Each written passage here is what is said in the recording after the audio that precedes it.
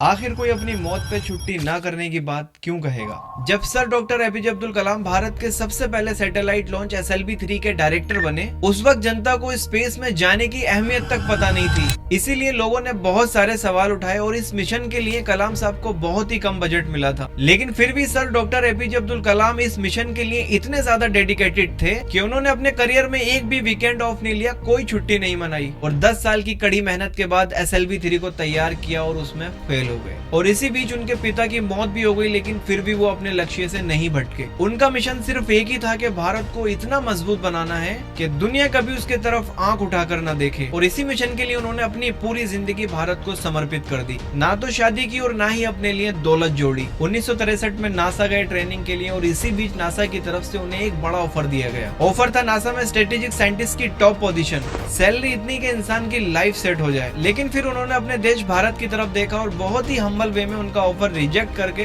वापस अपने वतन इंडिया आ गए। फिर आया वो पल जिसने भारत को दुनिया की बड़ी ताकतों में से एक बना दिया, क्योंकि sir doctor APJ Abdul Kalam ने पोखरण में न्यूक्लियर टेस्ट करके दुनिया को ये बता दिया था कि अब इंडिया कमजोर नहीं है। Sir doctor APJ Abdul Kalam ने भारत को पृथ्वी, त्रिशूल और नाग अग्नि जैसी पावरफुल मिसाइल दी, जिसकी वजह से भारत एक कंप्लीट पावरफुल देश बन पाया। एक बार जब कलाम साहब से एक जर्नलिस्ट ने सवाल पूछा कि आप इतने स्पिरिचुअल इंसान होते हुए भी न्यूक्लियर वेपन कैसे बना सकते हो, तब कलाम साहब ने कहा, याद रखो कमजोर को ये दुनिया कुचल देती है। इसलिए ताकतवर का हम्बल होना एक चॉइस होती है, लेकिन कमजोर का हम्बल होना उसकी मजबूरी होती है, जिसका दुनिया फायदा उठाती है। जब sir doctor APJ Abdul Kalam अपना कार्यकाल कंप्लीट करके राष्ट्रपति भवन से निकले, तब उनकी कुल संपत्ति पता है कितनी थी? 2500 किताबें, एक हाथ की घड़ी, 6 कमीज, 4 ट्राउजर और एक जोड़ी जूते। ये उनकी कुल संपत्ति थी, क्योंकि गवर्नमेंट की तरफ से उनको जितनी भी सैलरी मिलती थी वो सब गरीबों में बांट देते थे। उनका कहना था कि जब सरकार मेरा ख्याल रख रही है तो मुझे इन पैसों की क्या जरूरत है।